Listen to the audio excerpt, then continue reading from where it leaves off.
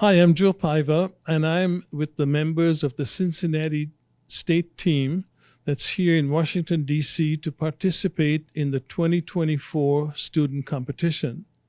So thank you for being here, and I'll start by asking, is there a person on this team that would be called the head honcho, the captain, the whip cracker, and so forth? Who is that? That would definitely be Jen. Oh my gosh, it's unanimous. So, how did this happen? Did she just draw the short straw, or was it natural selection, so to speak? Well, I would say it was a little bit of everything. I was willing to step up and learn the metro and do the extra that I needed. And I've been in a lot of classes with most of these guys for a while, and they have deferred to me and all that. So it was just natural selection at this point. So, tell me a little bit about how you prepared to do this. So, it's a competition. So, I'm assuming you don't walk in cold and just do it. So, when did you start preparing for this, and what kinds of things did you do to prepare? We just started a couple of weeks ago. We did basic practices. We tried to use a compass and a fixed leg. We couldn't end up getting it to work, but we just did basically just getting used to everybody. Yes, we were in classes, but more in getting used to everybody in a competition setting and getting everybody's roles set out to know what each and every person is doing in this competition. Now, most of the equipment you used, even the T2, probably they stopped using it before you guys were born, right? So it's quite a few generations back. So how did you get your hands on it, and who taught you how to use this stuff? We learned a lot on Tuesday in the other room with Lisa. She's really good with all that older equipment, and then me and him came last year, so we kind of had a jump on that. It all relates, you know. We use some of the older equipment in the beginning of school as well, so you just get used to it and learn to adapt to it. So traveling to Washington, D.C. is not the cheapest thing. So how did your travel and your stay here get paid for? Who's picking up the tab? So the tab for the hotel rooms is getting picked up by Cincinnati State. And in terms of our travel, there was a little discussion about it, but we wound up all piling into an SUV. And it's a good thing that we all like each other, or else we may not have made it. But we got here totally fine. It was actually a very enjoyable drive.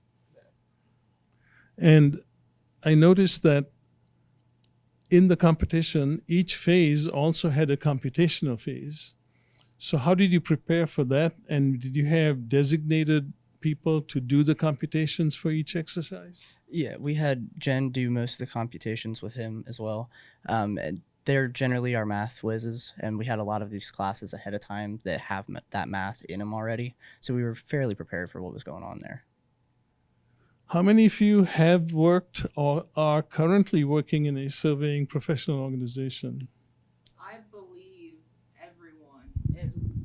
everyone is working full-time in the surveying profession at all. We are full-time students and full-time employees. So would anybody like to share a story about how they got into surveying? Because everybody seems to follow a different path. Anybody want to volunteer? I can do it. So surveying is actually my second career. I was in aviation before and was looking for a change, but I still wanted to be outside. I came back to school originally for construction management, took a surveying class and loved it, and I have been in it ever since. So thank you for sharing all that. I want to conclude by asking you about an important memory that you will take back, that maybe will stick with you for a little while. Was it the travel here in a closed space? Was it visiting Washington or surveying on the mall, meeting other students, the young surveyors and so forth?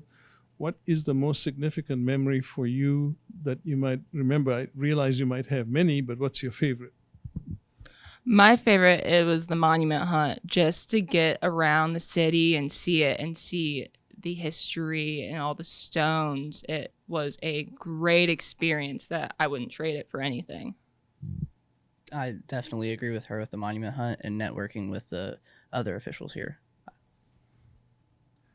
I really like the networking and getting to meet new people that are interested in the same thing you do. And, you don't have a whole lot of people in this profession anymore. So it's nice to see a big group of them and you'll be able to just talk for days about it.